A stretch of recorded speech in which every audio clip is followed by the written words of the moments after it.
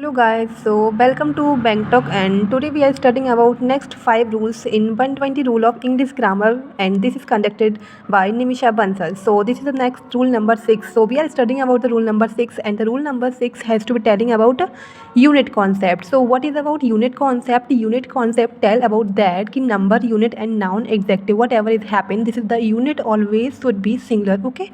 Then some example of that 10-inch snack. This means it's like that ki unit is always should be okay singular. Okay, and next is like it is only like जैसे क्या होता है कि unit है तो unit अगर sufficient है, if the unit is sufficient तो हम लोग प्लुरल होगा और इनसफिशिएंट है तो सिंगुलर होता है. मतलब ये जो है वो रूल नंबर 6 से कहता है कि हम लोगों को मतलब ये देखना है कि अगर यूनिट हमारी सफिशिएंट होगी तो ठीक है, और अगर नहीं है तो उस तरीके से हम लोग लगाते हैं. नेक्स्ट द रूल नंबर कौन सा है, रूल नंबर आता है नेक्स्ट जैसे कि यहाँ पे बताया गया है रैंडम यूनिट्स. जैसे कि हैंडफुल है तो इसका प्लुरल क्या बनता है, handfuls. And next is fistful तो फिस्टफुल्स बन जाता है. Next is study about the rule number 7. So the rule number 7 has to be telling about that कि वेट है, हाइट है, amount, speed, distance. This is all about that. So it is always should be consider in singular unit. Okay, and this is all about singular. So यहाँ पे हम लोग verb भी कैसे लगाएंगे, तो यहाँ पे वर्ब हम लोग की सिंगुलर लगती है इनके साथ. किनके साथ, हाइट है, वेट है, अमाउंट, स्पीड और distance. So this is all about the rule number 7 and next we study about the rule number 8 and say the rule number 8 has to be telling about wow what is the rule about if we are comparing the things. So how we are comparing, so in the comparison we are always should be remember one thing that is that if you are comparing one thing that is to be important कि compare करना है तो हम लोग को उसी background की चीज़ों से करना है. ये नहीं है किसी को हम लोग अलग चीज़ों से कंपेयर करेंगे. तो कंपैरिजन में ये चीज़ हमेशा मायने रखती है. जैसे gold is more precious than all metal, तो ये तो गलत हो जाएगा. तो gold is more precious than all any other metal. तो मतलब क्या होता है कि हम लोगों को क्या करना होता है कि जैसे कि अदर मेटल्स से अगर हम लोग कंपेयर कर रहे हैं गोल्ड को तो ठीक है, लेकिन ऑल मेटल से नहीं कर सकते हैं. मतलब क्या होता है कि हम लोग को ये देखना है कि हम लोग किस चीज़ को किस तरीके से और किससे कंपेयर कर रहे हैं. ये तो बहुत ही ज़रूरी होता है. इसको किसी भी चीज़ से किसी भी चीज़ को कंपेयर तो नहीं कर सकते हम लोग. Next is rule number 9. So what is tell about rule number 9. So rule number 9 is telling about how we are using since and for. So you know guys, like in frequent examination of banking and SSC there is a rule since and for is frequently asked in the examination.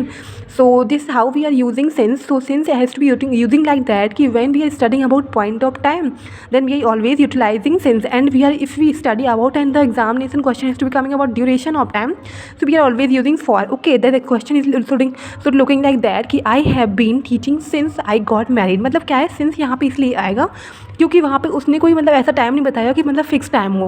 मतलब for since जो होता है मतलब यहाँ start बताइए कि since कब से मैं मतलब क्या है कि मैं मतलब टीचिंग कर रहा हूँ, कब से पढ़ा रहा हूँ मैं, जब से मेरी शादी हुई है. तो मतलब एक सिंस पॉइंट ऑफ टाइम मतलब यहाँ से इनकी स्टार्टिंग हुई थी पढ़ाना. तो यहाँ पे इस वजह से यहाँ पे ये ऐसा आता है. ठीक है, इस चीज़ को हम लोग को याद रखना है. ठीक है, next study about this like for कब आता है, तो for we are using when we are studying when the question is asking about the duration of time. मतलब ड्यूरेशन बताई जाए तो हम लोग फॉर का यूज़ करेंगे. ओके, नेक्स्ट स्टडी अबाउट की 10 rule number 10. What is the rule number 10, how we are utilizing in the question. So two actions occur in the past. If the two actions occur in the past, so we are utilizing the rule number 10. So what is speaking about the rule number 10, there is a earlier action. If the one action, this means if the earlier action is in the past perfect. What do you mean by past perfect? Past perfect tell about had plus verb की third form. If the earlier sentence is in the past perfect means what is past perfect, had plus verb की third form. So later जो action होगा वो किस में होगा, simple past में. तो सिंपल पास्ट कैसा रहता है, वर्ब की second form plus did plus verb की होती है क्या फर्स्ट फॉर्म. जैसे हम लोग यहाँ पे एग्जांपल से बात करेंगे कि एग्जांपल से क्या होता है हम लोग की अंडरस्टैंडिंग अच्छी रहती है. तो यहाँ पे एग्जांपल कहता है द हैड क्या है कि the had left before the sea reached to the क्या है रेलवे स्टेशन. तो इस तरीके से मतलब एग्जांपल से कहता है कि हम लोग को समझना होगा कि द पेशेंट हैड क्या है कि हैड में दिया गया और डाइड कि यहाँ पे क्या होगा हैड मतलब की third form.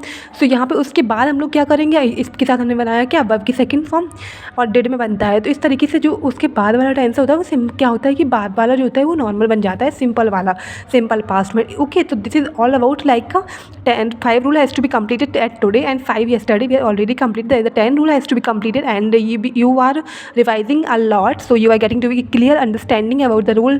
And if you are completing the 120 rule series in English grammar called by Nimisha Bansal, so you are getting to be good level in English grammar and you are solving any kind of question. So if you are like this video and if you are interested to see the video, if you are interested to learn the English with me, so follow this channel and subscribe this channel and see Shivai Namastubhyam. Bye bye.